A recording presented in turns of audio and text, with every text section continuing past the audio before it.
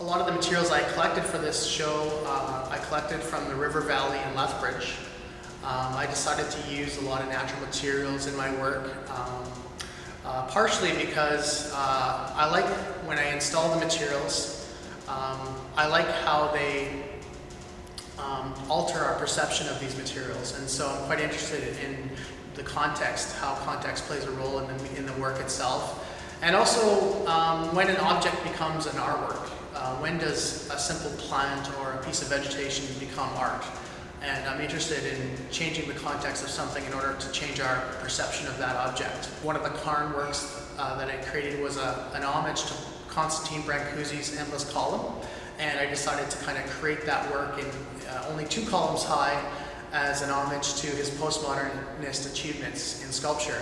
And the process that I developed for making that work happened while I was working with Driftwood on a beach in Waterton Lakes National Park. So the work behind me is called Entropy, and this work, it really reflects the processes of nature acting upon it. The idea of the elements.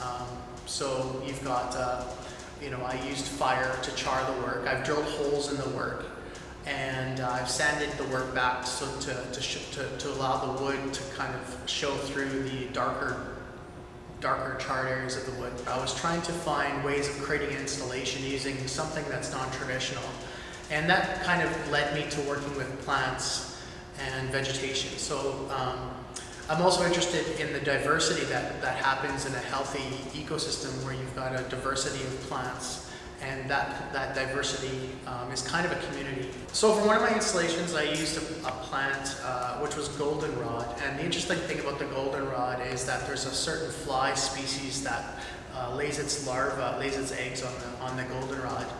When the larvae hatch, they feed on the goldenrod, which induces a gall that forms around the larva, and the larva will eventually eat its way. They'll live inside the gall until spring, and they'll chew its way out of the gall in the spring and exit as an adult male fly, as an adult fly. The chickadees will peck through the gall and eat the larva before it hatches. And so in some cases, you'll see some of the galls will be pecked open, and the chickadees have fed on the larvae inside, which is really interesting, and you can see that in the work. So with that kind of history, it really adds more layers to the work. For the installation that I created, I was interested in the line that these goldenrod plants had. They would meander, and then the gall that forms on top of them were like drawings in space. I've created an off-site work which is going to be situated at Woodhaven Eco Reserve,